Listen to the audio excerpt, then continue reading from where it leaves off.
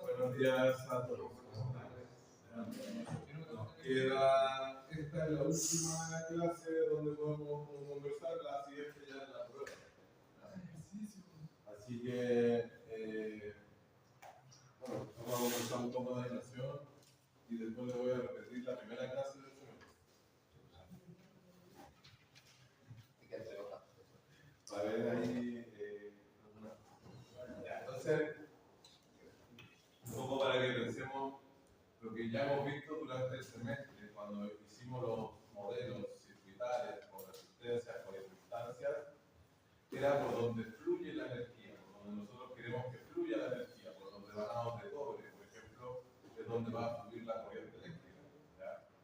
La clase de hoy día está enfocada en la aislación, en los materiales aislantes, en los materiales dieléctricos. ¿Ya? La aislación eléctrica o los materiales eléctricos es por donde no queremos que fluya la energía. ¿Ya? Por ejemplo, obviamente, si yo conecto la fase y no tengo una aislación, voy a tener una descarga y un cortocircuito, por ejemplo, a masa. Eso no sería bueno. El cortocircuito no es algo bueno. ¿Ya? La descarga de fase a tierra tampoco es buena. ¿Ya? ¿Qué es lo bueno?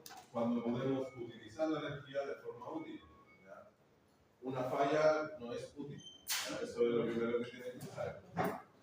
Entonces, el dieléctrico o la aislación se refiere al elemento que va a impedir el paso de la corriente. ¿Ya? Igual va a pasar corriente, siempre pasa corriente. Pero esa corriente que está pasando acá son de los microamperes, miliamperes. Miliamperes ya mucho. Microamperes estamos bien. Si son microamperes significa que la resistencia de aislación ya está en el orden de los gigaohms. Tenía gigaohms de aislación. Entonces las corrientes son siempre pequeñas. ¿Ya? Por ejemplo, acá, estas pruebas que yo coloco acá abajo, tenemos que hacerlas con equipos especializados que puedan medir esas corrientes pequeñas. Dentro de lo que es la aislación, podemos tener diferentes tipos de material. Tenemos el más típico que ustedes van a ver es el suelo. Entonces, cuando los productos, por ejemplo, dicen que son aisladas hasta 600, no significa que después de los 600 como que dejan, sino que empiezan a filtrar un poco más de corriente, más corriente de fuga. Claro. Ahora, si bien, por ejemplo, nosotros hoy en día tenemos esta red que es de 220 y usaste un cable para 220, en realidad este cable soporta 1000 volts. O sea, siempre, nunca la tensión nominal es la máxima para la aislación.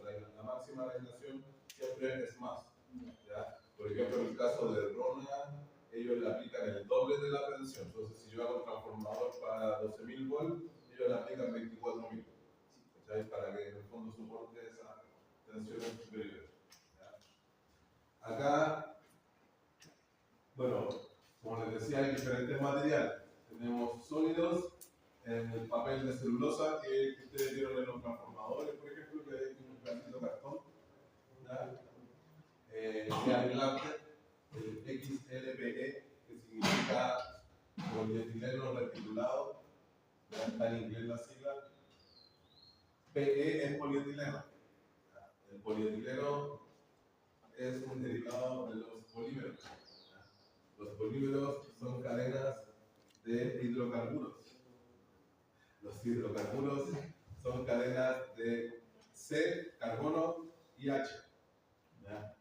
El problema de esa H, que me queda ahí dando vuelta de los hidros, es que es muy fácil formar la molécula de agua, porque el agua es H2O.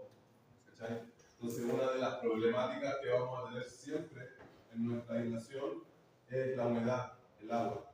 ¿Ya? Siempre la humedad va a estar acá con un problema. El papel, ustedes saben lo que pasa con el agua. Por ejemplo, si yo un papel lo mojo, ¿cierto? Pierde las propiedades mecánicas. Es más fácil romperlo. Si yo un papel lo tiro mojado, se va a romper. Seco, no. ¿Cachai? Entonces, la humedad para nosotros es un problema. ¿Ya? Dentro de lo que es la aislación, la humedad es un problema. El polietileno, la cerámica y la porcelana, estos son derivados de la arcilla, porcelanato, feldespato, toda esa piedra que en realidad nosotros como eléctricos no cachamos mucho de piedra, pero todo lo que son arcillas sirven como aislantes. ¿Ya? Por ejemplo, en el caso de los bushings, los aisladores de los transformadores, estos son como de cerámica. Cada uno de ellos tiene diferentes propiedades. Por ejemplo, en el caso de la cerámica y la porcelana, si bien es cierto son más económicas, son más frágiles. Si un cabrón chico o alguien le da una piedra al aislador, el aislador se va a romper, porque es de cerámica, porcelana o vidrio. Por eso en muchos lados también ya no se usan esos aisladores, sino que se usan los de polietileno, que son como más de plástico, más de goma, digamos así. Entonces, si le lanzan una piedra, eso no se va a romper. Dentro de los líquidos tenemos el aceite mineral, aceite vegetal o aceite sintético. ¿Ya? El sintético cada vez se usa menos, porque dentro de las visiones futuras siempre está cuidar el medio ambiente. Entonces, si hay algún derrame, el sintético va a provocar mayor daño. ¿Ya? De hecho, hoy día estaba viendo que en el área chulgara se dio vuelta un camión por aceite de soya. Ya empezaron a morir pájaros, patos, agua, un montón de cosas que caen por el aceite. ¿El sintético es más original? El sintético es más tóxico. Sí. Entonces, no sé si peligroso, es tóxico, porque hoy en día ya no son cancerígenos. En la década de los 80 usaban unos que se llamaban ascareles, y los ascareles eran cancerígenos. Lo mismo pasaba con los techos, porque antiguamente los techos los hacían de esa cuestión que tira como un polvo. Bueno, ya no se usan los techos. En general, todo lo que es cancerígeno ya no se usa. Y entre esos tres aceites tienen diferentes propiedades, Mira, como propiedades eléctricas varían muy poco. En realidad tiene que más que ver como con la fabricación y ser orgánico o no orgánico.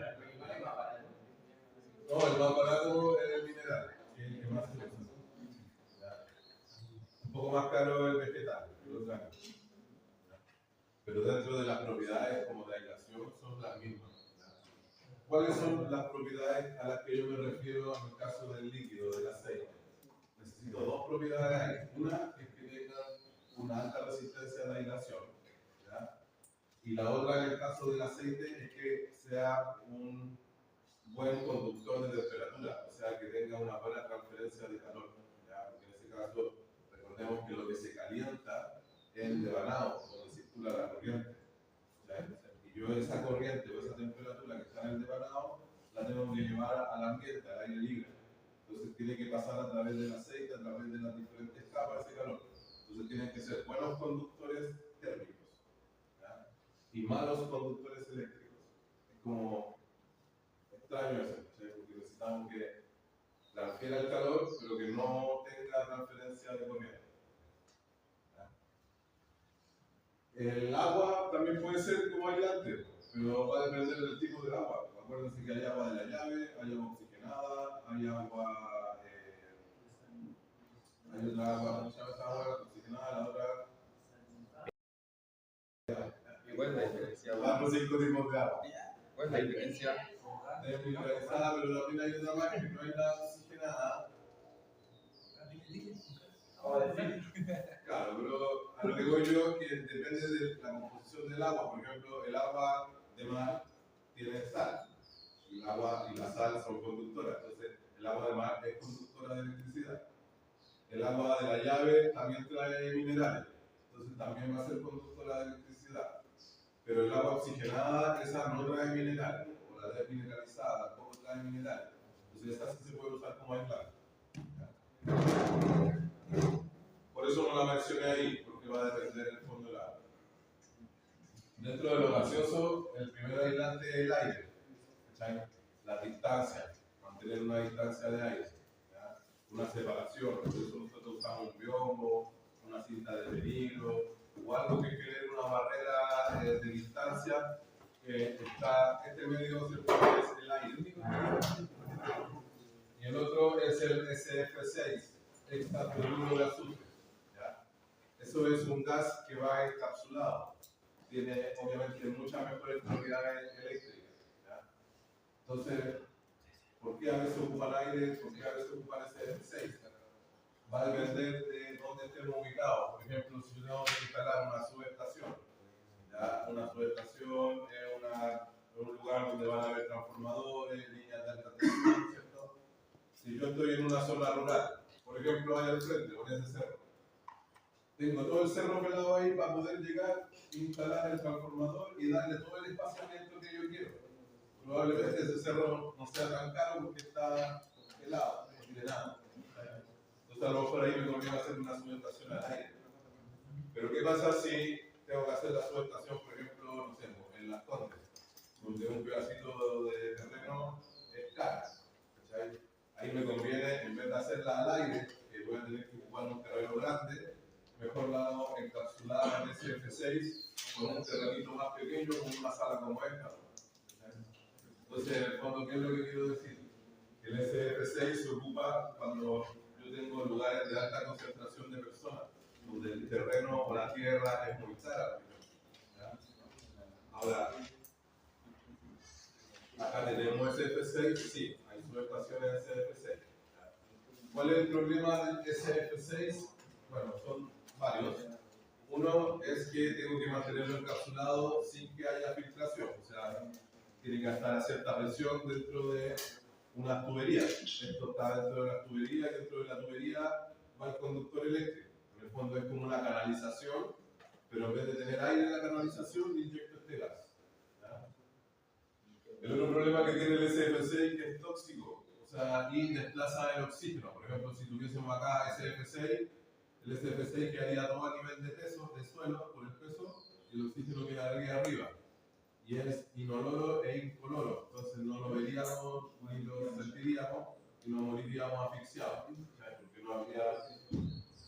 ¿Ya? Ese es el problema del SF6. Y lo otro, bueno, es hexafluoruro de azufre. El azufre es uno de los componentes que genera la lluvia ácida, el SF4, que es el que genera la lluvia ácida, entonces claramente también es contaminante. Si es que se libera al ambiente, va a contaminar el ambiente. ¿Ya? Por eso, en general, porque todavía acá tenemos espacio, se sigue ocupando más el aire que no es contaminante. ¿Ya? Otra cosa que podemos decir, supongamos que ocurre una descarga. Hay una descarga a través de la aislación, se provoca el rayo. ¿Ya? Si el rayo se provoca en el sólido, tenemos un fenómeno que se llama armonización. ¿Ya? Esto se llama armonización, donde vamos a tener un material sólido y la primera vez que va a ocurrir una pequeña falla, va a ocurrir una cosita así. ¿Ya? Después, en una segunda vez que yo vaya a sacar la misma fotografía, esa cosita ya va a estar así. Después, ¿cierto? Le voy a sacar una tercera fotografía y ya esa cosita va a estar así. Y así en la aislación, ¿cierto? Va a ir cada vez empeorando con el fenómeno, como se le llama, de arborización. Sí, de hecho hay gente que hace arte con eso. Entonces, uno de los problemas que tengo, ¿cierto? Y ahí hace la falla franca, cuando se rompe, ¿cierto? Se hace el camino completo, ahí yo tengo una corriente de falla.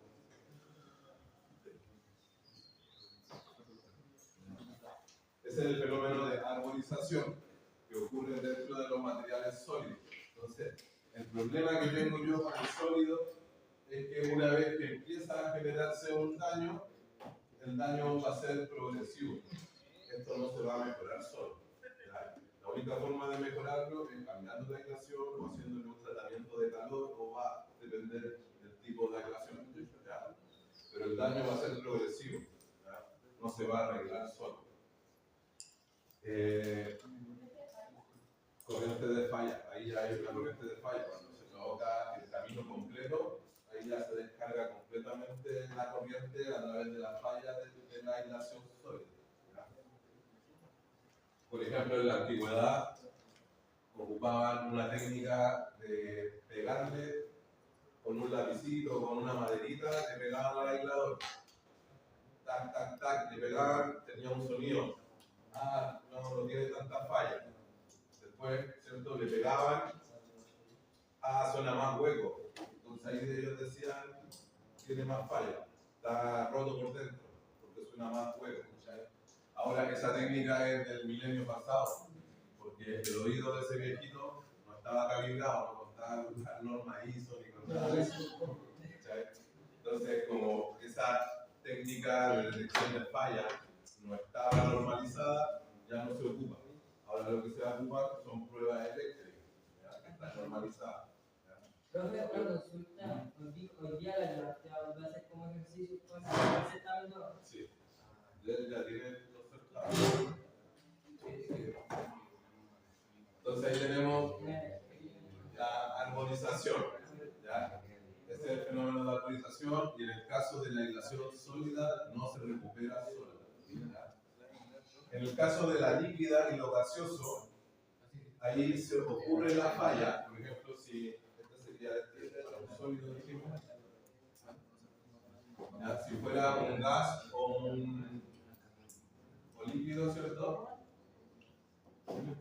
Se provoca la falla,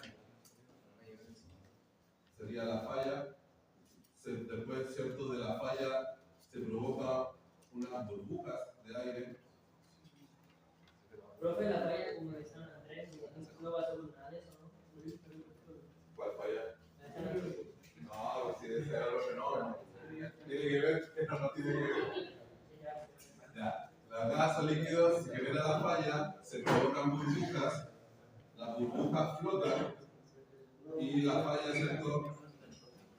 se recupera. ¿Ya? La aislación líquida y la aislación gaseosa se recuperan solas. ¿Ya? Va a provocarse una burbuja, esa burbuja va a flotar y adentro el material se vuelve a reordenar y desaparece la burbuja. ¿Ya? Entonces, en los gases líquidos, cuando hay una falla, en realidad no se daña la aislación. ¿Ya? Igual se le hacen pruebas. Como puse acá abajo, ¿cierto? Hay algunas pruebas para detectar si han habido muchas fallas, muchas burbujas. ¿Ya? Pero en esa líquido y gaseoso, ¿cierto? La aislación se puede recuperar. ¿Ya?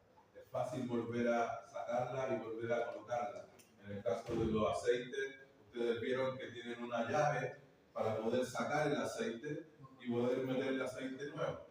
¿Ya? En el caso del aire, bueno, fluye, ¿no? Se va renovando a medida que fluye el aire. Y recuerden siempre que el aire caliente tiende a subir. Estas burbujas, cuando se provoca la falla, que es la calor, esa burbuja es más caliente, siempre las burbujas van a salir. En el caso del aire, si hay una falla, el aire va a tender a subir por temperatura y se va a renovar el tiro con aire nuevo. Carlos, usted me va a decir algo. Arborización. En el caso líquido, no tiene un nombre como tal. Yo lo llamaría, a ver cómo lo podríamos llamar, descarga el enlace líquido. No tiene otro nombre. Sí, no tiene otro nombre. Porque no presenta un fenómeno como tal. Si quisiéramos medirlo, esto tendría que ser a través de la acidez, por ejemplo. La acidez, en ese caso del aceite, va a cambiar. Luego, justamente tenemos pruebas que son destructivas y no destructivas. O sea, por ejemplo, yo puedo tomar una muestra de un aislador y aplicarle tensión hasta que falle. Entonces, eso obviamente cuando falla se va a destruir. Pero ya voy a saber hasta qué tensión aguanta antes de fallar. ¿Ya? Lo mismo una máquina, yo le puedo decir, ya, denle más tensión, denle más tensión, denle más tensión, de repente, ¡pam! Ya, hasta ahí nomás, no le más. Esos son destructivos. ¿Ya? Obviamente la tecnología y lo que nosotros intentamos hacer es que no sean destructivos, que yo pueda diagnosticar sin destruir, porque en el fondo si diagnostico para destruir es como obvio que el final va a estar destruido. Y aquí aparecen las pruebas típicas: resistencia de aislación, índice de polarización. Eso se hace con corriente continua. ¿Ya? Le aplico corriente continua y voy a obtener estos dos ensayos.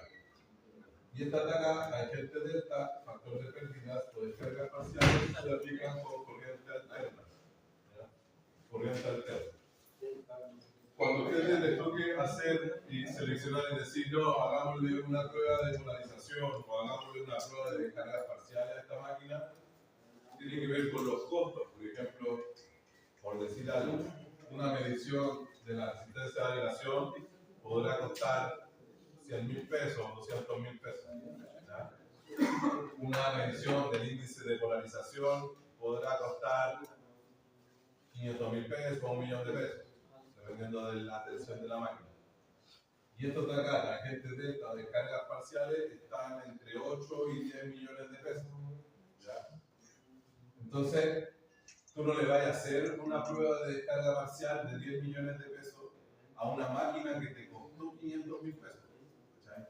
Te conviene comprarte mejor 20 máquinas nuevas antes de hacer la descarga parcial. Entonces, tienen que ser sensibles a eso, al costo de la mantención, ¿cierto? Versus el costo de comprarme uno nuevo. ¿Sabes? A lo mejor, como te digo, me conviene comprarme uno nuevo antes de mandarlo a mantención. Entonces ahí tienen que ser y sopesar el precio. Ahora eso, como yo lo veo, un poco por el tamaño, por la potencia de las máquinas. Entonces hay máquinas que son, por decirte, menor a 10 HP, o me gasto resistencia a aislación, índice de polarización, se puede hacer. Máquinas sobre 50 HP, metido la agente delta de cargas parciales, porque en el fondo van a ser máquinas más grandes, ¿cierto? van a tener procesos productivos más grandes asociados a la máquina. Entonces por ahí se va a justificar más el gasto en el mantenimiento. Esas pruebas que son típicas, que están normadas por la IEEE, por la IEC, cada vez se van dejando fuera. ¿Por qué? Para yo poder hacer una prueba de aislación, de polarización, tangente delta, descarga parcial, yo tengo que sacar la máquina de servicio. No la puedo dejar funcionando y hacerle las pruebas funcionando.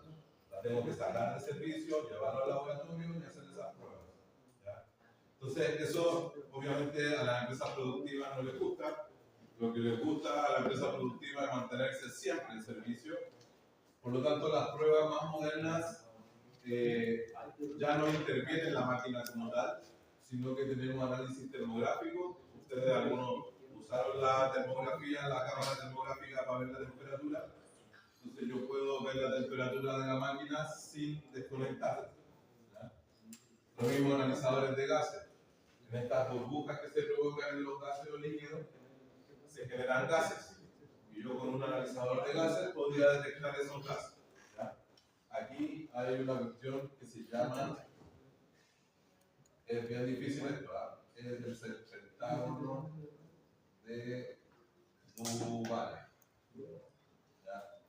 El pentágono de Duval te va a mostrar unos 5. 1, 2, 3, 4, 5. Y aquí tendríamos, los cuales eran todos, pero hay uno que es metano, otro que es butano, otro que no sé cuánto es, ¿cierto? Pero son puros gases. Y en el fondo, a través del pentágono de Duval, tú vas viendo cuáles son los gases que están dentro de la máquina. ¿Ya? Y ahí, dependiendo justamente de dónde esté, por ejemplo, acá, si empezar a construir, te va a dejar un pentágono, ¿cierto? Más grande de gas, y eso va a tener un significado. Por ejemplo, en el caso de las descargas parciales, expliquemos primero cada uno de estos ensayos. La resistencia de la aislación. Nosotros, como les dije, todo lo que vimos antes de esta clase tenía relación con la circulación de corriente de forma efectiva, o sea, por donde yo quiero que fluya la corriente por los devanados. Y nosotros la modelamos a través de resistencia de los devanados y inductancia. En el caso de la aislación eléctrica, los dieléctricos, sean líquidos, gaseosos, sean del tipo que sea, se modelan como una resistencia. Este es el modelo dieléctrico. Se modela con una resistencia, que es la resistencia de aislación, y se modela con un condensador en paralelo.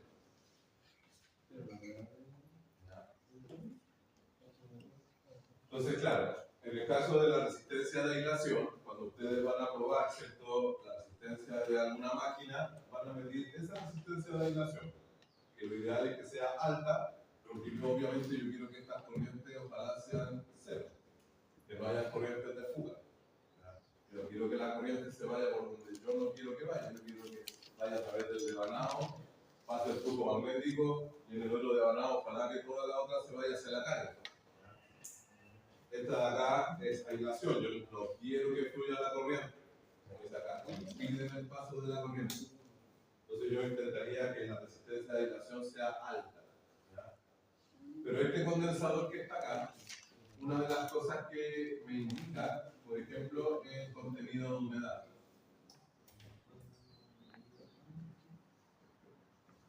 ¿Ya? Recordemos que la partícula de agua es así, es H2O. ¿Ya? La partícula de agua no es una partícula equilibrada. Si ustedes se dan cuenta, y yo tiro un eje aquí, me queda que hacia un lado tengo los H, hacia el otro lado no tengo H. O sea, si esto fuera un H4O, a lo mejor quedaría equilibrada. Pero con un H2O la molécula de agua no está equilibrada. Entonces, aquí esta molécula de agua,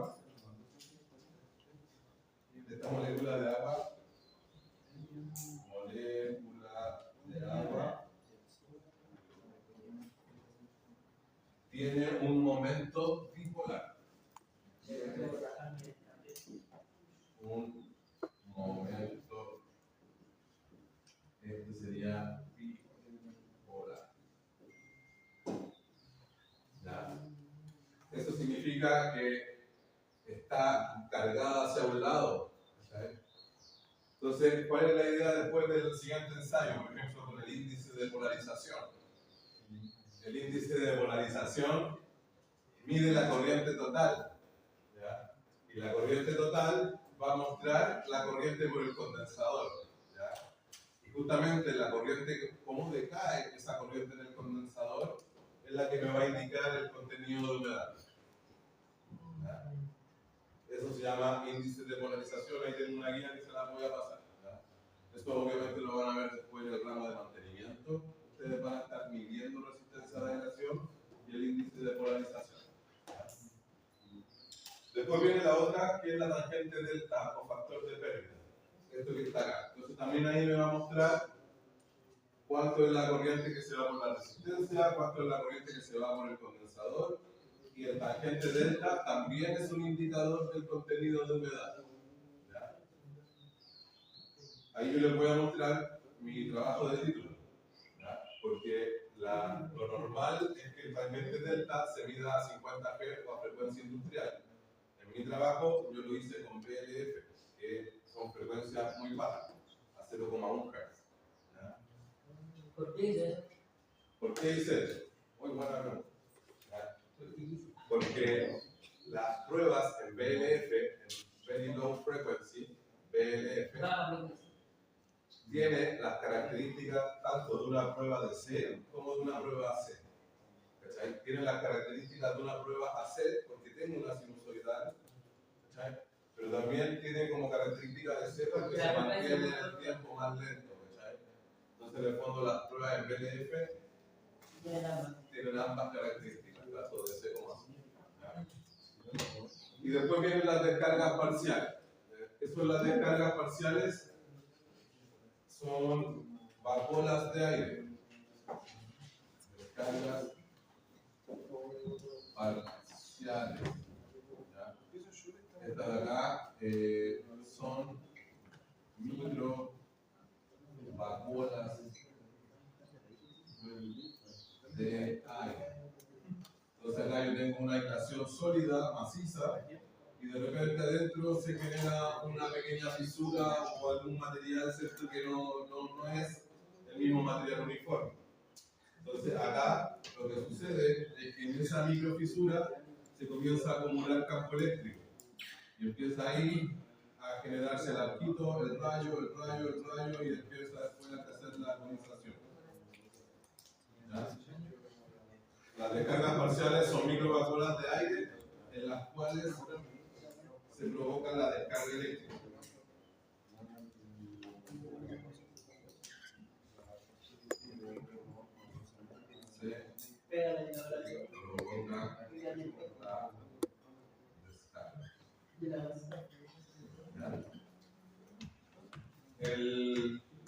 Lo clave, digámoslo así, o una de las palabras claves, digámoslo, es la rigidez dieléctrica. Lo clave es el campo eléctrico. Eléctrico en este caso, la aislación se preocupa solo del campo eléctrico. La clave es el campo eléctrico y la rigidez dieléctrica. La rigidez dieléctrica es la máxima capacidad de campo o de tensión que puede soportar. ¿Ya? ¿Cómo es eso, profe? La rigidez dieléctrica es la máxima tensión que pueden soportar. ¿Ya? Por ejemplo, no sé, en el caso del aceite son 80 kV por centímetro, más o menos, entre 80 y 120, dependiendo del tipo de aceite. Entre 80 y 120 kV por centímetro. O sea, ya con 2 centímetros de aceite soportarían 200 kV. ¿Ya? En el caso del aire, son 33 kV por centímetro. ¿Ya? Entonces ahí también pues, yo puedo meter 33 kilovolts en un centímetro. Entonces claro, por eso yo cuando coloco las manos acá en un enchufe ahí afuera, no me pasa nada, porque son 220 volts. O sea, necesito estar prácticamente al lado para que se provoque la Pero descarga. 220 minutos, porque generar porque cuando está en el internet vamos a poner los 500.000 volts y acá ya todo el día. Pero no me pasa nada. No sé, yo dudaría de eso. No, sí. En el botón para que. ¿Ya? Entonces tenemos la rigidez dieléctrica. Cuando ustedes van a comprar un aislante, aparece dentro de sus parámetros la rigidez dieléctrica. ¿Ya? Acuérdense siempre, por lo menos una de las pocas cosas que espero que aprendan de este curso, ¿cierto? Es TIM. Las variables térmicas, eléctricas, Ambientales y mecánicas. Esas son las 4 posibles fases. Claro. En este caso del aislante también. Entonces, una de las cosas importantes en el caso de la aislación son las condiciones ambientales. ¿Ya? El aire, por ejemplo, es diferente acá al nivel del mar al aire que está a 4.000 metros de altura.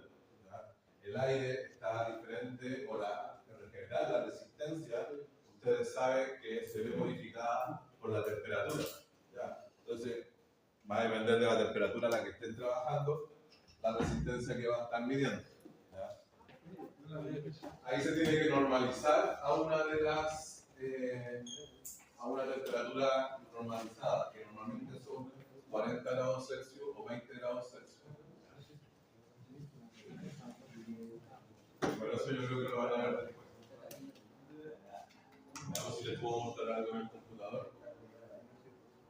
Y después hablamos de algo.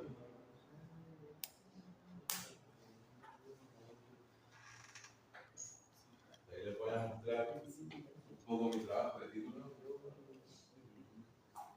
Después me lo demanda la lectura propia y después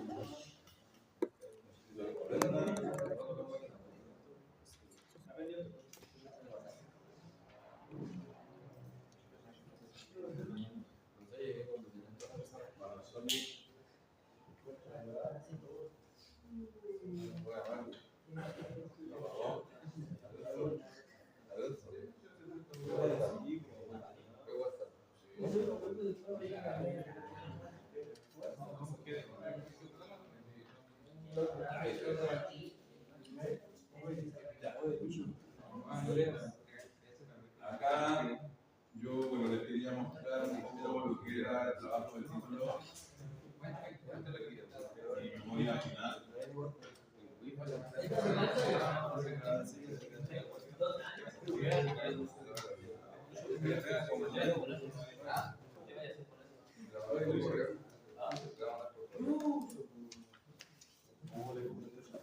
Ese es mi título de mi trabajo de título. En este me titulé. ¿Se ven bien de ahí? ¿Se ven bien de atrás? Ya. Entonces partamos con esto. Primero dice estudio y diagnóstico de dieléctricos de aislamiento, papel impregnado en aceite, en transformadores mediante espectroscopía de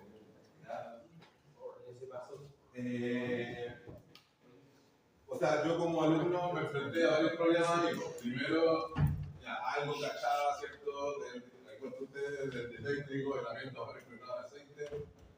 No sabía que era una espectroscopía y el PDF era algo nuevo. Entonces, ahí parte la memoria. Fueron 107 páginas. ¿Cómo? 107 páginas. Ahí me titulé en mayo de 2010.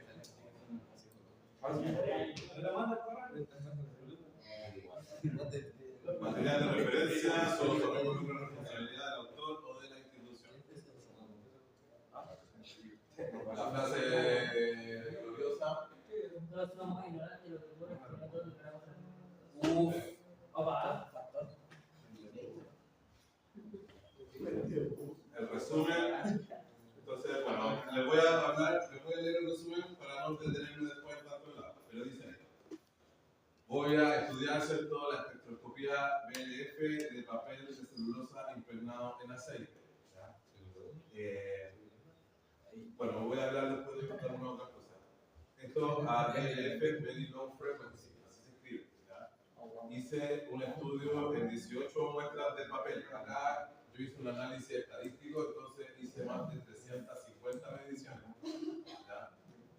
De las cuales obviamente hubieron mediciones que no me dieron como yo esperaba.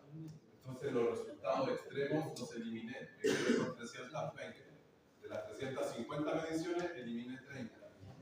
¿Cachai? Para darle más consistencia al análisis. Eso se puede hacer cuando hacemos más de una medición. Por ejemplo, en el caso de ustedes, no sé, en el laboratorio medimos una vez. Dentro de lo que es el análisis ya como más científico, a pesar de que te va a dar lo mismo y tú sabes que te va a dar 10 veces lo mismo, tenés que medir 10 veces. Y después sacar el promedio y sacar la desviación estable. Eso es como lo típico.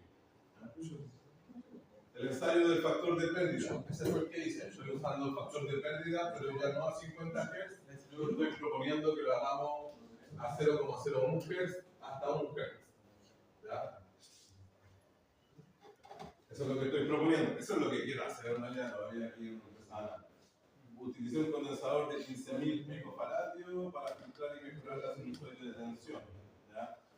Para medir la señal de corriente, ahí exactamente me bajé, necesité hacer un filtro, 2 filtros más abajo, Butterworth, del tipo Butterworth.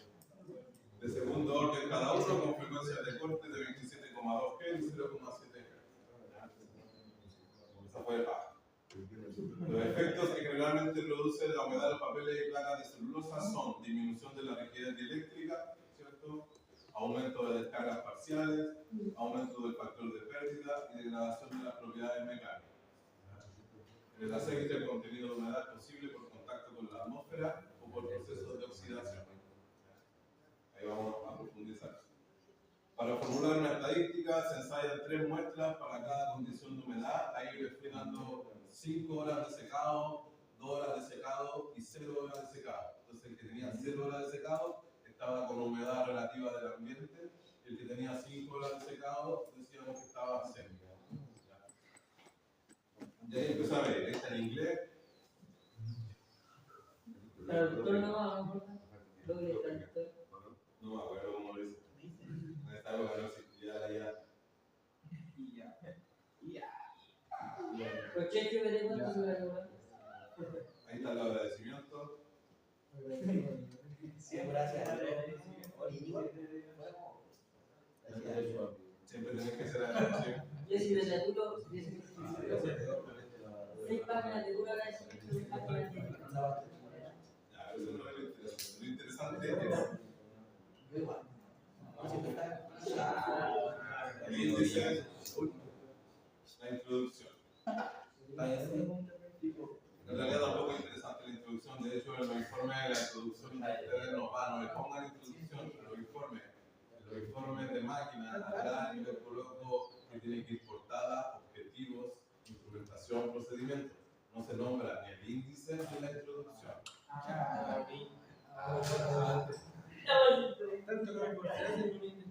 Ahí está la explicación del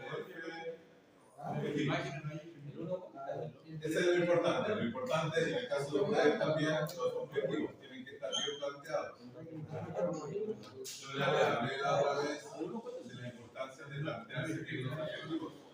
Yo solamente por el hecho de plantear mal un objetivo puedo terminar frustrado, porque nunca lo voy a cumplir. ¿Ya? Lo ideal es plantearse objetivos que se puedan cumplir. ¿Ya?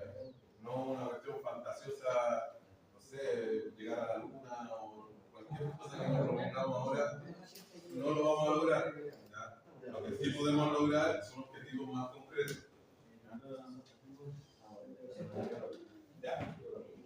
Objetivos específicos, esto fue lo que tuve que hacer yo como paso a paso, eso sí, preparar muestras de papel, press pack, impregnado en aceite, regular su contenido de humedad según se estime, generar señales sinusoidales de 2 kV a 7 frecuencias distintas, medir señales de corriente y tensión a very low frequency en forma forma adecuada, desarrollen un filtro pasa abajo que limpie lo mejor posible la señal de corriente sin perder información, obtener la medición del factor de pérdida para un total de 18 vueltas, un transformador trifásico y un transformador monofásico. Esos son mis objetivos específicos.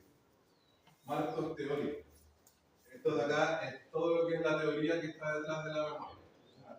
Estos son puros copy-paste, los marcos teóricos de otra gente que ya investigó esto antes. ¿Ya? Hay un dicho que usamos los sansaros, que es caminar sobre hombros de gigantes. ¿Ya? Eso significa caminar sobre hombros de gigantes. Usar teorías y bases científicas de otros científicos que ya lo investigaron previamente. ¿Ya? Entonces tú usas esa información para guiarte también tú. Lo que pasa somos nosotros acá. Esto que está acá lo inventé yo, porque yo lo leí en algún libro, ¿cierto? Me lo enseñaron a mí y así vamos avanzando. Entonces, lo primero que habla ahí es de los esfuerzos dieléctricos estacionarios en transformadores. ¿Ya? Esfuerzos dieléctricos estacionarios. ¿Qué es eso, cierto? Dice ahí, son solicitaciones de tensión, principalmente, como dice ahí, entre el aceite, placas y papel impregnado. ¿Ya? A eso se refiere principalmente. Ocurre en las distancias de masa a la fase.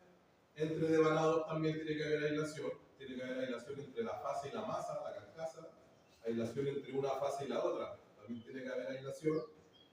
Y separación entre las devanados. Ustedes ahí si no es cierto, el enrollado está uno al lado del otro, está separado con una pintura, con un esmalte. Hay una separación de aislación. ¿Ya? Y la frontera papel-aceite. Que por ejemplo, eso es algo que yo investigué después cuando estaba en el magisterio, el tema de la frontera. Porque claro, por ejemplo, yo veo acá y todos podemos ver y decir, no, mira, la frontera de esta mesa está ahí, ¿cierto? Y todos vamos a estar de acuerdo que está ahí. Pero si yo le coloco un microscopio nanométrico, ya la frontera no está tan definida.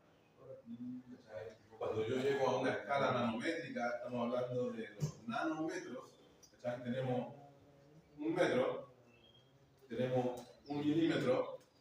El milímetro, si lo dividí en 1000, tenía 1 micrómetro. Y si el micrómetro lo dividí en 1000, tenía 1 nanómetro. En esa escala, los límites y las fronteras no son tan claras. No es como decir, no, mira, acá terminó la mesa y aquí empieza el aire. No, hay una frontera que se llama interfaz, que es donde se mezclan ambos materiales. ¿Ya? Ahí también ocurren cosas interesantes, en específico para nosotros, ocurre la acumulación de campo eléctrico. ¿Ya? Bueno, hoy recién en la página 3. Aislamiento transversal. ¿Ya? Hay aislamiento longitudinal. ¿Ya? Teoría de eléctrica fundamental.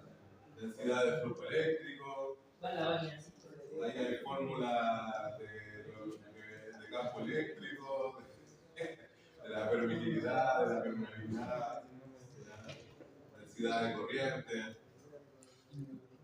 permitividad y potencia compleja. Ahí empieza un poco más, empieza a ser bueno. Ahí está el modelito que le hacía allá atrás, ¿cierto? El modelo del condensador y la resistencia a la aislación. Esa es de la parte dieléctrica del aislante. Ahí, no sé, por decir algo verdadero y falso, ¿cierto? El modelo de la aislación es un condensador, una resistencia en paralelo. Verdadero. Pero que usted lo vea la pantalla, pero después la vemos una cosa fácil.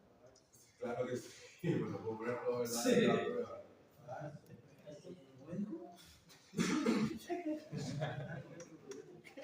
Ahí está el factor de pérdida.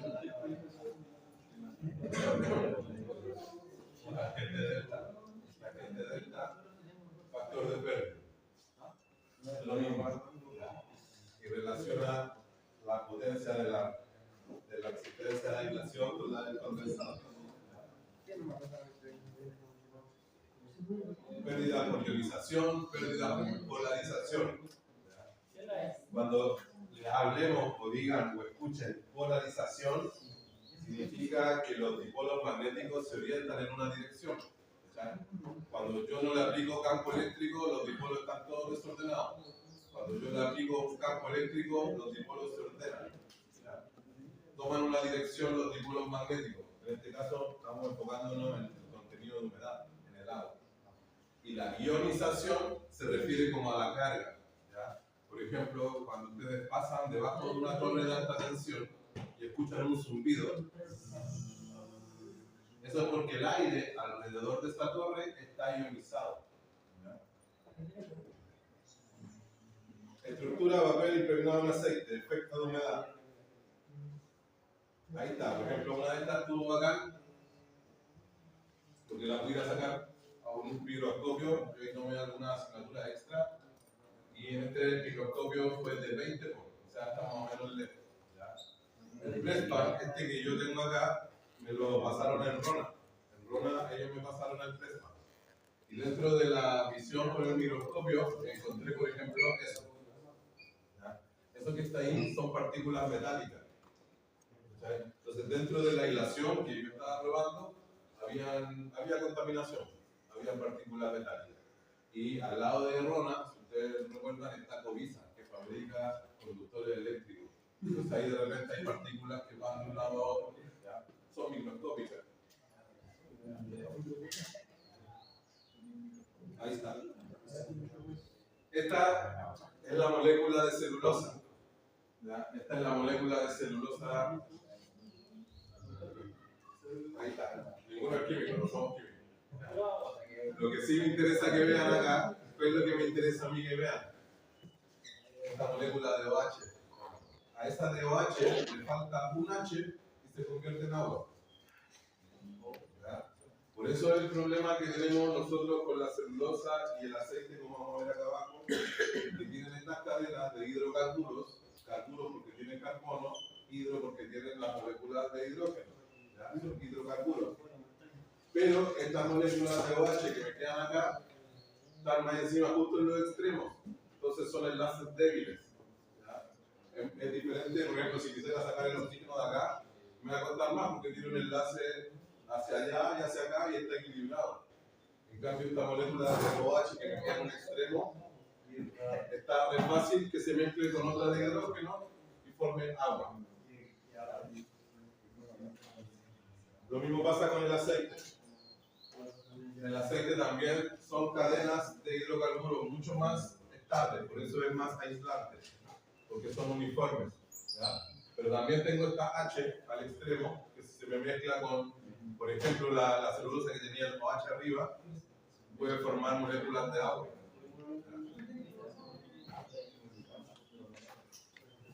El agua va a ser un problema. ¿Qué para el día? Entonces, eso se relaciona producto de la la formación, sí. Ahí, por ejemplo, bueno, ahí está el esquema. Son dos cadenas de hidrocarburos más una molécula de oxígeno, me forma la molécula de agua. ¿Ya? Humedad y agua. Ahí está la molécula de agua que les decía yo. La molécula de agua no es uniforme, no es simétrica de partida. Ya, si yo tiro un eje ahí al medio, me queda que esta molécula para un lado va a estar cargada más positivamente que para otro. Por eso la puedo hacer vibrar. Ahí está la entalpía de disociación entre hidrógeno y oxígeno, longitud de enlace covalente, ángulo de enlace, momento dipolar neto, permitividad relativa, conductividad eléctrica. ¿Dónde está lo interesante acá?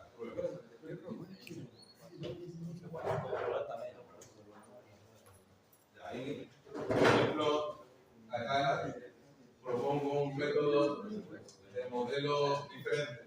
Si bien es cierto, el modelo clásico es resistencia y condensadores, yo puedo aplicar este otro modelo pensando en que tengo más capas de dieléctrico. Por ejemplo, con una rama puedo modelar el aceite, con otra la celulosa, con otra el aire, y así hacer un modelo circular. de varios estratos de capas de materiales extractivos.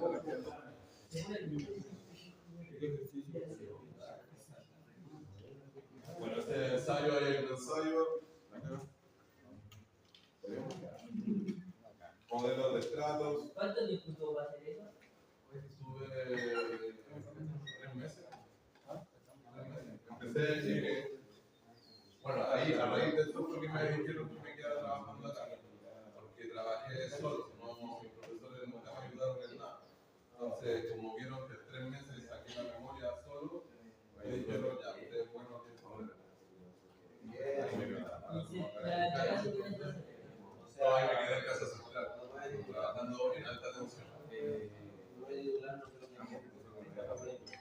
Ya.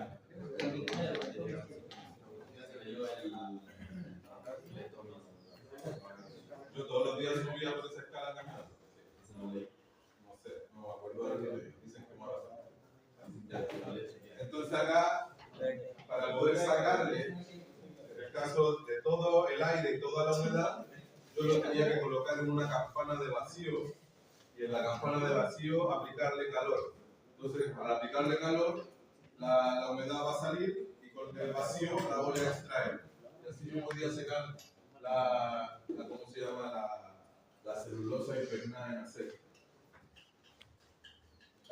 Estas son imágenes del laboratorio que saqué yo. Medición de la tangente delta, ahí más pruebas de laboratorio, por un peso estándar, aplicación de tensión, circuito de medición. ¿Qué nota de diferencia? No, es que sí. Pero si la casa se plata, sí, no creo. Claro, a mí, claro, hubiese sido bacán el 100, pero la nota que me pusieron igual fue bacán porque como los profes no ponen 100, pusieron 98. Por eso debería publicar. 98. Hacen de todo. Entonces, por ejemplo, ahí yo le fui tomando el peso a la muestra y justamente se supone que era la misma, entonces la diferencia de peso es la que tiene relación con el contenido de humedad. Más peso porque tiene más humedad. Sí.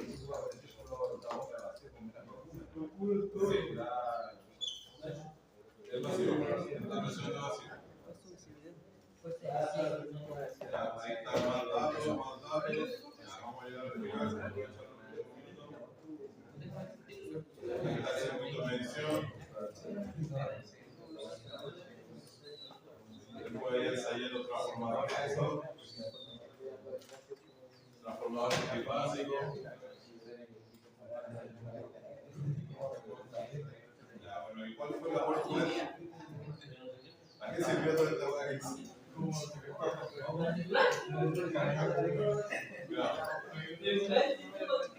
Al finalizar esto.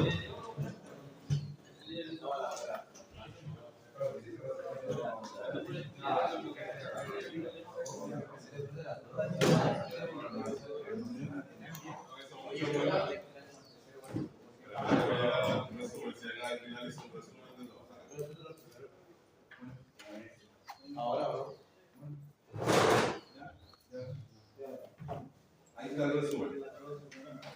En el proceso de secado de 5 horas varía poco, no hay mucha diferencia. Está acá seco, seco, seco, tengo 0,08 y acá tengo 0,02, esta es la diferencia. ¿Ya? A pesar de que ahí es una cosa que también ustedes tienen que aprender. A pesar de que acá, por ejemplo, yo veo que son diferentes, ustedes pueden decir que es diferente y el profesor está diciendo que no hay diferencia, es porque estamos haciéndole un zoom. Si yo de esto me alejo un poco, a verlo de forma más macro, como en este otro de acá, me doy cuenta de que en realidad son casi iguales. Son iguales, depende de la perspectiva. Claro, depende del zoom que hagamos. ¿Ya? Entonces, y ahí está para los transformadores nuevos, para los transformadores viejos. Toma. ¿Eso es en Excel? En Excel, sí. Puro Excel. ¿Ya? Bueno, con esa técnica, lo que yo logré al final, para resumir un poco, es que que con la prueba del BLF era más sensible al contenido de humedad. ¿Ya? Por ejemplo, con la técnica normal del tangente delta, por decir algo, la medición sin humedad era 0,01 y la medición con humedad era 0,02. ¿Ya? Con la técnica que yo presenté acá, sin humedad era 1 y con humedad era 50. Entonces es mucho más el rango que tengo yo ahí para poder identificar si tiene humedad o no tiene humedad. No era parte de mi memoria, pero acá al final tuve que diseñar el famoso filtro del Butterworth.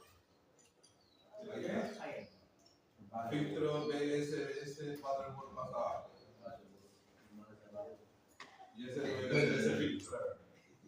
Ese es el diagrama del filtro Butterworth.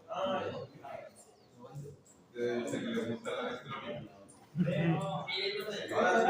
Ahí tienes el amplificador operacional, la relación de salida. Y de eso, ¿no?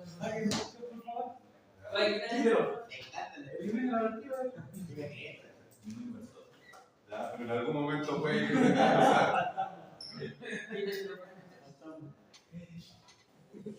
Ya, y eso. Se la voy a subir igual la memoria para que el que quiera leerla o revisarla con mayor detalle la pueda revisar con mayor detalle. Voy a ver, ¿qué no terminamos con eso? Ya, no vamos a ver tiempo. Ya. Llegamos al final. Nuestro final, ¿cuál es? Revolver a la clase 1. En la clase 1, yo les dije, antes del certamen, estudien 2 semanas antes. El certamen es la próxima semana. O sea, ya debiesen estar estudiando. La próxima semana debe ser para desarrollar ejercicio y resolver dudas.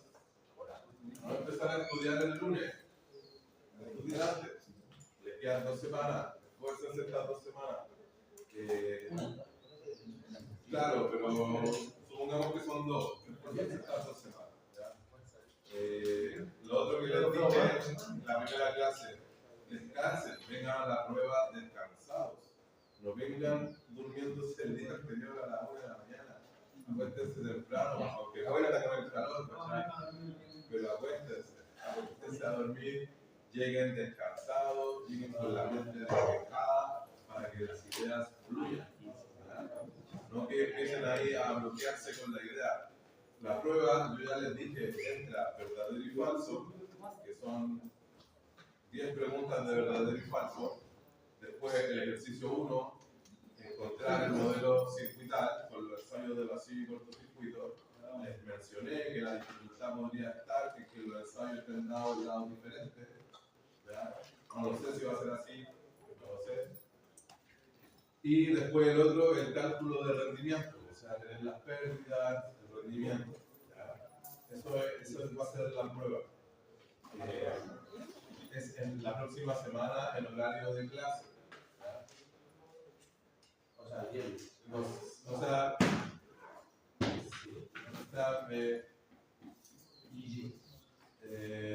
Certamen 2. Certamen 2, en teoría, desde mi punto de vista, debiese estar fácil. ¿Ya? No debiese estar complicado. Y ahora está fácil. ¿Cómo? Es más fácil seguir fotos. Pero ustedes pueden. Ustedes pueden. El certamen va a estar difícil, pero no se confíen.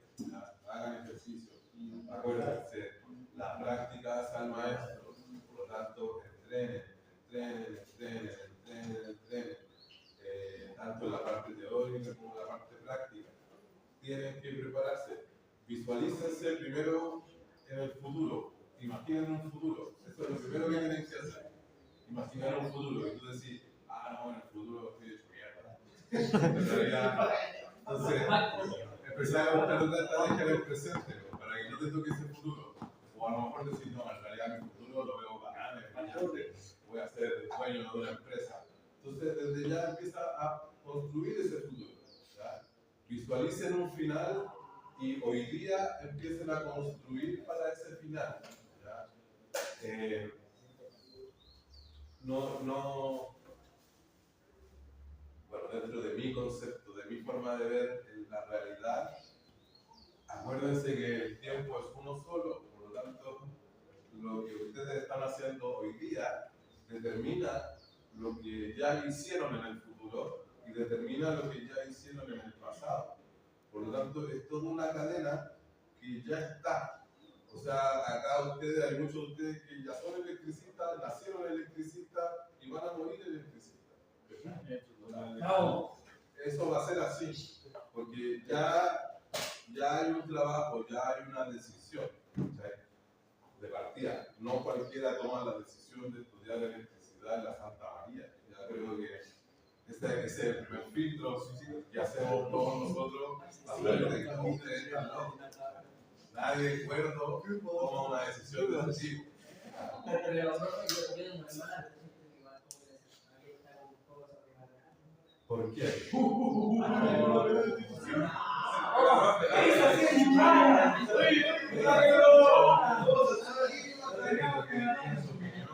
No podemos decir que piensa que está sobrevalorado. No, el tema de que es como mucho. Yo tengo una percepción diferente a la tuya, porque esa opinión de que está sobrevalorado o esa opinión la va a decir alguien que no está viviendo en esta realidad hoy día. Probablemente lo dice desde una perspectiva que él vivió hace 15 o 20 años atrás, pero la realidad hoy día es diferente. Y la realidad hoy día es que dentro de la competencia, nuestros técnicos y nuestros ingenieros siguen siendo bien evaluados. ¿Ya? Ahora, cuando yo te encuentro una razón, porque yo soy el encargado de las prácticas, entonces yo leo todos los informes de práctica, ¿ya? Y ahí ellos colocan sugerencias, debilidades, fortalezas. ¿Ya? Entonces, claro, dentro de nuestras debilidades que aparecen ahí, son nuestras habilidades de taller. Por ejemplo, nosotros no les enseñamos a soldar. Algunos de ustedes a lo mejor en alguna pega le van a tocar soldar. Le van a decir soldar y ustedes, no me lo enseñaron. Entonces, claro, hay ciertas habilidades de taller, el uso de herramientas, el uso de llaves, el uso de diferentes cosas prácticas, claro, esa parte está débil. ¿Ya? La otra parte débil, que aunque a algunos no les gusta, pero es así, que aparece en los informes, es AutoCAD. ¿Ya? AutoCAD, estamos débiles. No hay que tocar. Oiga, profe, pero la primera parte de la que dice usted es igual es cosa de que somos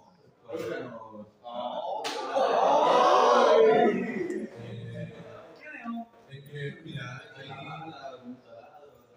Sí, pero hay cosas importantes también. O sea, nosotros acá en la universidad nos comprometemos con ustedes para el perfil de egreso. Y luego de 2 años trabajando en la industria, obtienen su perfil profesional. Entonces tú de acá no salís sabiendo todo, nadie sale sabiendo todo. Lo que sí saben son los fundamentos y al menos el lenguaje para poder hablar con un electricista y hablar en el mismo lenguaje.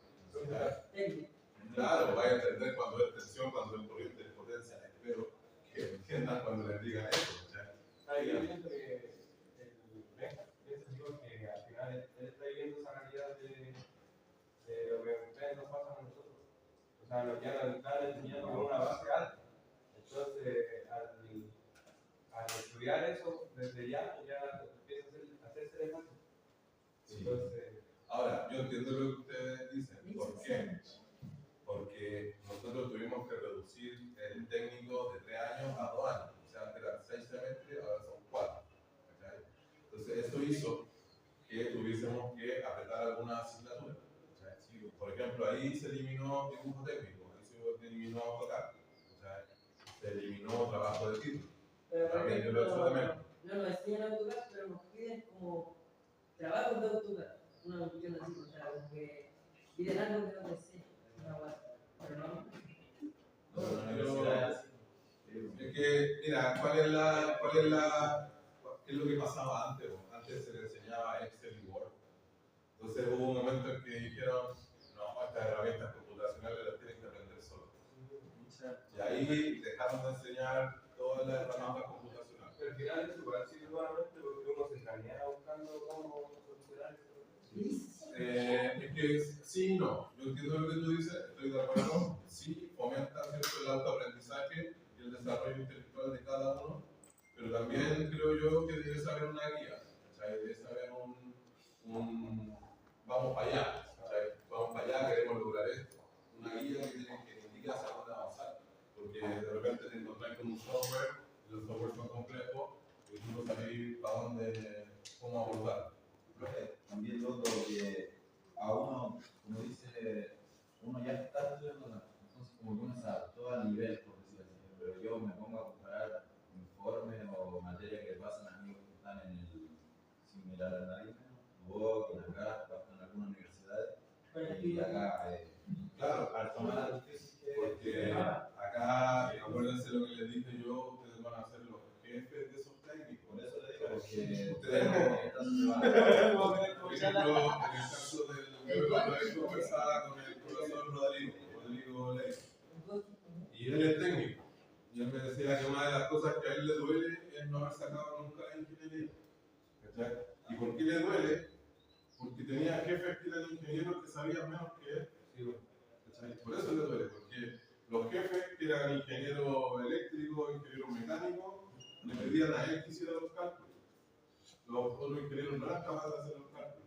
Eran ingenieros de la SACH, eran ingenieros de otra institución. Entonces, ahí tú te das cuenta de decir, puta, nuestro técnico entonces está súper bien en la parte, como dice, teórica. Nuestro técnico, teóricamente, conceptualmente, es una bestia. Claro, nos falta más parte de taller, yo lo reconozco, nos falta eso. Pero ¿cómo lo metemos a nuestros nuevos planes de asignatura? Ahora este semestre recién me nombraron encargado de la remodelación de los planes de asignatura. A raíz de lo que me pasó al profesor Marcelo, que nos daba como notas diferentes, vamos a tener que modificar los planes de asignatura. Y ahí me metieron a mí para que yo empezara a trabajar en esa área.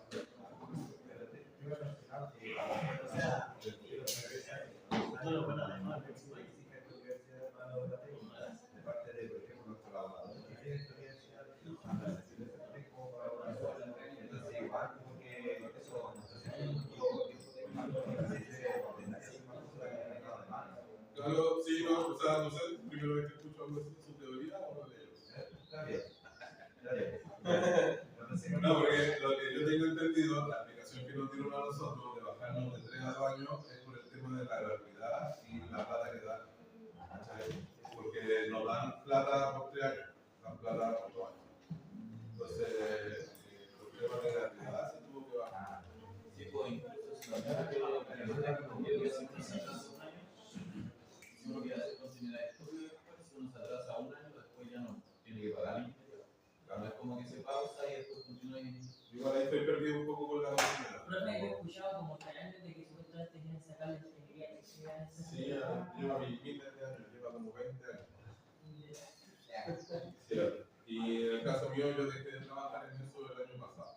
Porque ya era como algo que no. Es que yo trabajé eso, por ejemplo, en enero, febrero, y llegué con la weá, y estaba ni ahí, entonces, ya voy a hacer la chucha, no trabajo. Claro, porque yo estaba intentando hacer que mi máquina eléctrica nuestra, ¿cierto?, hablara con la de ingeniería y hablara con la de civil también. ¿Cachai? Para que puedan como validar esta máquina con la civil también. Pero, claro, yo estaba haciendo eso, pero me dijeron que no, que todavía no está el marco regulatorio. Entonces, a la vez hablar primero y después me dice cuándo. Para poder llegar a eso, ¿cuál es el impedimento que tienen? Bueno, uno de los impedimentos para mí es la motivación. El apoyo. Porque, por ejemplo, ya Benjamín me dice, no, saquen la ingeniería. ¿Y cuál es mi motivación? ¿Tener más pega? No, te van a pagar más plata a mí, me van a pagar más plata a mí. A mí me van a pagar el mismo sueldo a final de mes. Y voy a tener que hacer una carrera nueva, enseñarle a más alumnos, más clases. Y voy a ganar lo mismo.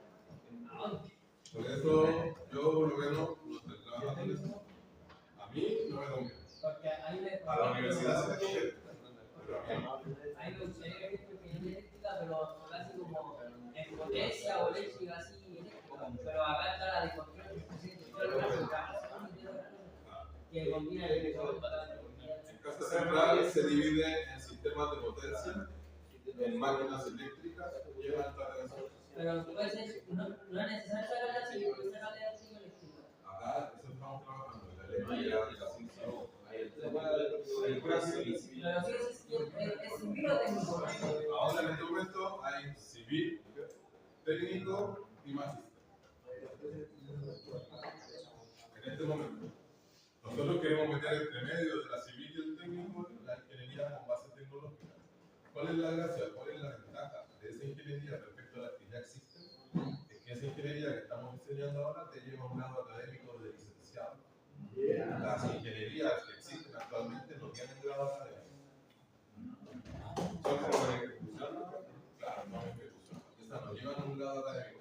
Que a eso es diferente un grado académico a un título profesional. Claro, por ejemplo, mi título profesional, yo soy ingeniero civil electricista, mi grado académico, soy licenciado en ciencias de la ingeniería eléctrica. Entonces, son cosas diferentes. Pero, ¿qué más? Estamos hablando de eso, de que vengan a la prueba, de que les vaya bien, de que cuídense la salud mental. ¿Ya? Hay cosas, yo otra vez le hablé del desprendimiento de carga inteligente. Ocúpenlo en la vida. Cuando estén muy presionados o a punto de colapsar, empiecen a soltar cosas. Suelten lo que tengan que soltar. ¿Ya? Y quédense con lo importante. Y lo más importante para ustedes son ustedes mismos. ¿Ya? Ustedes, sin ustedes mismos, no van a llegar a ningún lado. ¿Ya? Y en base a eso mismo, sean consecuentes con ustedes mismos. Porque vivir en una inconsecuencia consigo mismo es vivir todos los días en guerra con uno mismo. ¿Ya? Si tú estás todos los días haciendo algo que no te gusta hacer, o estás haciendo algo que va en contra de tus principios, estás luchando contra ti mismo. Inconscientemente en algún momento te va a desatar una enfermedad. ¿Ya? Entonces la mejor forma es, como se dice, porque hay un término que en mi época se usaba mucho, que después con el tiempo y gracias al electromagnetismo entendí, que se llama fluir. Entonces de repente alguien dice, no, si tú fluya, tienes que fluir. ¿Qué significa fluir? Y bueno, y eso tiene relación con eso, con un poco con la oriental del tai chi, de agarrar la energía y que esa energía fluya. Y un poco tiene que ver con lo que nos pasa a nosotros en nuestras vidas, cuando el dicho dice, si del cielo te caen limones, haces limonada. No te vas a poner a hacer jugos de veras si te están cayendo limones. Entonces, a eso se llama fluir, a que lo que la vida te presente por delante, agarrarlo, transformarlo en algo que sea positivo para ti. ¿Ya? De los errores, de las fallas, aprendemos. De las victorias, aprendemos. Tanto de los errores como las victorias, yo necesito que ustedes aprendan, que reflexionen, ¿cachai? No que piensen que como que la vida, no sé, no es nada. No, la vida es importante. Para cada uno la vida propia es importante. ¿Ya? Y lo importante de eso también es la perspectiva general. Yo le hablaba antes de la importancia de plantearse bien los objetivos. ¿Ya? Sean realistas. No se pongan un objetivo y decir, no, por decir algo, en 5 años voy a ser doctor en ingeniería eléctrica. No, vamos paso a paso, hacemos máquinas, pongamos el objetivo de utilizar máquinas la próxima semana. ¿Cachai? Objetivos más realistas, más tangibles, a los cuales podemos ir hoy día avanzando. ¿Ya? Por ejemplo, en mi caso, no voy a empezar a hacer dieta, nunca hice dieta, nunca, el objetivo fue imposible. Lo que sí pude hacer fue dejar el café, ya son objetivos más cortitos y que al mismo tiempo, al lograr esos objetivos cortitos, les va a ir dando satisfacción y más ánimo. ¿Cachai? Porque si tú te planteas un objetivo gigante, por decir, no sé, ya, yo mismo hoy día voy a inscribir en la maratón de 40 kilómetros. Imposible, no ni 5. Entonces, claro, voy a terminar con el cuerpo reventado, frustrado, porque no logré terminar la carrera. En cambio, si elijo la de 2,5 kilómetros, que es la que corren los cabros chicos, puta, por último, si es mi primera vez, la voy a completar y voy a decir, bien, la completé, la voy a ganar todos estos cabros chicos. Entonces, te das cuenta cómo cambia simplemente la actitud de uno por solamente plantearse objetivos diferentes. ¿Ya? Así que sean inteligentes al plantearse objetivos, que sean fáciles de lograr. ¿Ya? No que sean imposibles. Objetivos imposibles, olvídalo. Estos objetivos imposibles déjenlo como un sueño. ¿Cachai? Como un sueño. Por ejemplo, mi sueño es trabajar 6 meses en Chile, 6 meses en Estados Unidos. Es un sueño. ¿Cachai? No es un objetivo real, porque no estoy apuntando todo para allá. Es un sueño que está ahí, que claro, ya al soñarlo, ¿cierto? Uno aumenta las probabilidades. Pero se dice, Pero esa es otra cosa importante que ustedes tienen que aprender. Que en esta realidad en la que estamos nosotros, todo es posible. ¿Ya? No hay nada que sea imposible, no hay nada que diga, no, eso no se puede hacer. Sobre todo en el ámbito de la ingeniería. En el ámbito de la ingeniería, todo se puede hacer bajo ciertos límites. ¿Ya? Todo se puede lograr con ciertas limitaciones, pero todo se puede hacer, sobre todo en ingeniería. Y en el caso de ustedes, si creen algo, le van a dar más peso a ese algo de que suceda. ¿Ya? Por ejemplo, no hay ninguna teoría científica que no la hayan creído antes. ¿Ya? Todo parte de una creencia. Y después de la creencia que tú decís, no, yo creo que puedo hacer esto, aumentáis tus probabilidades de éxito, realmente. Correcto. ¿Ya? Versus alguien que de partida dice, no va a resultar. Nunca le va a resultar. ¿Ya? Eso se aplica a todo. Por ejemplo, incluso a conversaciones. Por ejemplo, no sé, por ejemplo, yo hago mi profesor de la universidad. No le voy a hablar, me da miedo. No voy a hablar de no, me da miedo, me va a retar, me va a preguntar, me va a no. Y le hacía el quite y nunca vaya a hablar.